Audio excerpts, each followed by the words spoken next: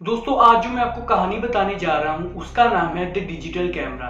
ये स्टोरी एक छोटी लड़की के बारे में है जिसकी माँ की मौत अचानक हो जाती है और उसके बाद वो लड़की कभी भी नॉर्मल बिहेव नहीं कर पाती। और गाइस ये बिल्कुल ट्रू स्टोरी है, ये जापान में हुई थी। तो आइए जानते हैं। उससे पहले मेरा नाम है तुषार, आप देख रहे हैं फैक्ट्यून। तो चलिए शुरू करते हैं।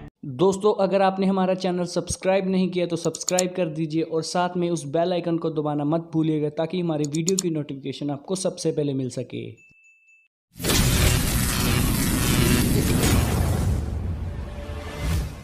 दोस्तों कहानी की शुरुआत में हम किम नाम के लड़के को देखते हैं। किम के रिश्तेदारों में एक औरत की अचानक मौत हो जाती है, लेकिन किम उस औरत से कभी नहीं मिला था। जिस औरत की डेथ हुई होती है उसकी 4 साल की एक लड़की भी होती है जिसका नाम होता है यूकी। और दोस्तों जो यूकी के फादर होते हैं उनके पास इतना पैसा नहीं होता कि वो यूकी को संभाल सके, इसलिए वो अपनी बेटी को किम की आंट के पास छोड़कर चले जाते हैं। पर दोस्तों यूकी को अकेला रहना बिल्कुल पसंद नहीं होता। वे कभी भी किम की आंट को अकेला नहीं छोड़ती थी, हमेशा उसके साथ ही रहती थी। किम की आंट यूकी को घर पर छोड़कर कहीं नहीं जाती थी। इसी से एक प्रॉब्लम क्रिएट हो चुकी थी क्योंकि जो किम की आंट की अपनी बेटी थी वो उससे लगने लगी थी, क्योंकि इसकी आंट का सारा ध्यान अपनी बेटी को छोड़कर यूकी की तरफ जाने लगा था। लेकिन एक दिन की बात है, किम की आंट को कहीं बाहर जाना होता है, इसलिए वो किम को कहती है कि क्या वो कुछ दिनों के लिए यूकी का ध्यान रख सकता है। तो किम इस बात पर कह देता है कि क्यों नहीं, ये मेरे लिए बहुत ही सौभाग्य की बात होगी, क्योंकि किम भी बिल्कुल अकेला रहता था अपने अपार्टमेंट में। दोस्तों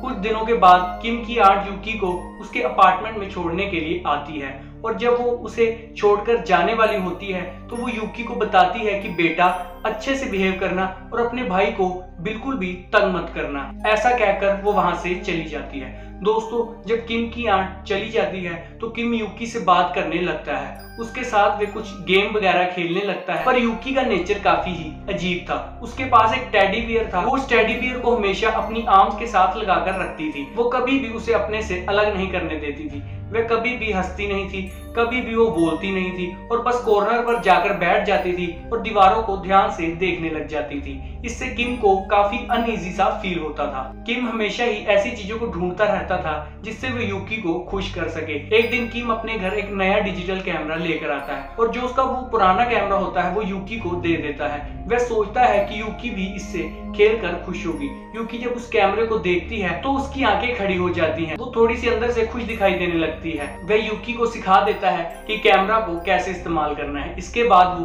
कैमरा को लेती है और बाहर चली जाती है और अपने अपार्टमेंट्स के अंदर और बाहर फोटोज क्लिक करने लग जाती है। अब उसके चेहरे पर भी एक ब्राइट स्माइल देखी जा सकती थी, लेकिन उस रात किम को महसूस होता है कि यूकी को साथ में रखना कितना मुश्किल है, क्योंकि यूकी एक सेकंड भी अपने से दूर नहीं रखती थी। वह जब भी थोड़े टाइम के लिए रूम से बाहर चला जाता तो यूकी जोर जोर से रोने लगती थी, इसलिए किम अब उसको अकेला भी नहीं छोड़ सकता था। आप इस बात से अंदाजा लगा सकते हैं कि यूकी तो उसे बाथरूम करने के लिए भी साथ लेकर जाती थी, जिस कारण किम को काफी एम्बैरस फील होता था। सोने के वक्त यूकी अकेले कमरे में भी सोने के लिए नहीं मानती थी और वो किम के साथ ही सो जाती है। किम स्टोरी सुनाकर उसे सुला देता है और बाद में नोटिस करता है कि उसका टेडी बियर जो उसके पास था उसकी एक लात पूरी काली हो चुकी थी। ऐसा लग रहा था कि किसी ने उस टेडी बियर को जलाया हुआ है। यह चीज किम को काफी अजीब लगी थी। लेकिन रात के 3 बजे किम को काफी अजीब आवाज आने लगती है। जब किम उठता है तो यूकी की तरफ देखता है तो वो हैरान हो जाता है, क्योंकि यूकी के साथ कुछ बहुत ही अजीब हुआ था। वो देखता है कि यूकी की बहुत बड़ी बड़ी आंखें खुली हुई हैं, वे अपने दांतों को रगड़ रही होती है और उसकी आंखों से आंसू भी बह रहे होते हैं। ये देखकर तो मानो किम के होश उड़ जाते हैं। वे यूकी को हिलाकर चुप कराने की कोशिश करता है, लेकिन यूकी तो बिल्कुल चुप नहीं हो रही थी और वो यूकी को पूछता है कि तुम्हारे साथ क्या हुआ है। यूकी उसकी तरफ देखने लगती है और कहती है कि वो यही है। तो किम पूछता है कि कौन यहाँ पर है, तो यूकी कहती है कि काली परछाई वाली औरत। तो किम यूकी को चुप कराता है और समझाता है कि यह सिर्फ उसकी इमेजिनेशन है, ऐसा असल में कुछ नहीं हो रहा।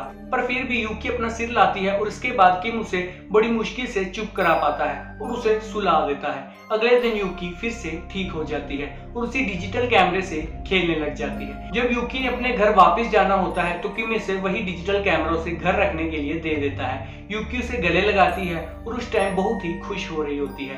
किम भी उसे ऐसा देखते बहुत खुश था। किम यूकी को उसकी आंट के पास छोड़ने सोने चला जाता है और वहीं पर अपनी आंट के घर थोड़ा टाइम रुक जाता है क्योंकि उसकी आंट उसके लिए चाय बनाने लग जाती है और वे दोनों वहीं किचन टेबल पर बातें करने लग जाते हैं। किम की आंट उसे थैंक्स कर रही होती है कि उसने इतनी अच्छी तरह से उसकी बेटी का ध्यान रखा। दोस्तों, मैं आपको उसकी बेटी इसलिए कह रहा हूँ क्योंकि किम की आंट यूकी को अपनी बेटी की तरह ही मानती थी और वो उसको अपनी सगी बेटी की तरह ही समझती थी। खैर, कहानी में आगे चलते हैं। किम की आंट कहती है कि बेचारी लड़की, जब से इसकी माँ की डेथ हुई है ये तब से नहीं बोली।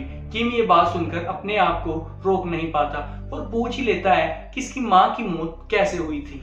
उसकी आंट का चेहरा अब अजीब सा हो जाता है। वो कहती है वो आग में मर गई थी। किम हैरानी से पूछता है आग में मर गई थी? ऐसा हुआ क्या था कि वह आग में मर गई? किम की आंट थोड़ा सा कंफर्टेबल फील नहीं कर रही होती, लेकिन फिर वह उसे बताती है कि यह बहुत ही सैड स्टोरी है। यूकी की माँ थोड़ी सी मेंटली डिस्टर्ब थी। उसने अपने आप पर केरोसिन ऑयल छिड़क लिया था और माचिस की तीली से अपने आप को आग लगा ली थी, जिससे वह जिंदा ही उस आग में जल गई थी।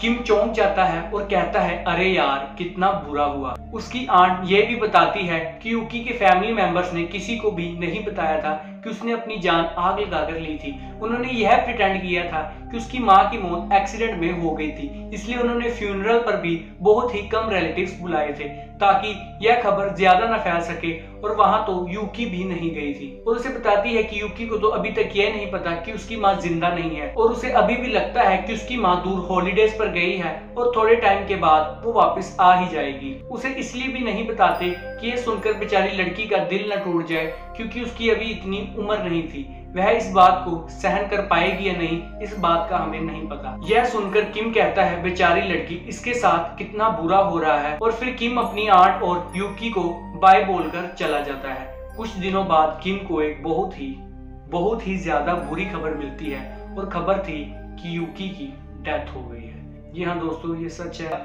असल में बात यह थी कि यूकी के आंट यूकी का बिहेवियर चेंज करना चाहती थी। वे यूकी को धक्के से अकेला उसके कमरे में सुला देती थी, उसको बाहर से लोग लगा देती थी। और आपको तो पता ही होगा कि यूकी अकेलेपन से कितना डरती थी। यूकी और जोर जोर से चिल्लाती रही, लेकिन उसकी आंट ने कुछ नहीं सुना। और जब अगले दिन उसकी आंट ने दरवाजा खोला तो यूकी सुन्न होकर एक जगह पर बैठी हुई थी। वह बिल्कुल भी नहीं हिल रही थी। इससे पता चल गया था कि यूकी की डेथ हो चुकी है। यूकी की मौत एक मिस्ट्री से कम नहीं थी, क्योंकि उसके शरीर पर एक भी घाव का निशान नहीं था। वे बिल्कुल ही अजीब तरीके से मर चुकी थी। सारे लोग इस बात से हैरान थे कि एक छोटी बच्ची ऐसे कैसे मर सकती है। ना उसको कोई बीमारी थी और ना ही उसके शरीर पर कोई ऐसी चोट थी जो उसे कुछ जख्मी किया गया हो जिससे वह मर सके। उसकी बॉडी बिल्कुल परफेक्ट थी, किसी के पास कोई एक्सप्लेनेशन नहीं थी। यूकी का फ्यूनरल हो जाता है और किम की आंट वही कैमरा जो उसने यूकी को दिया था उसे लुटा देती है।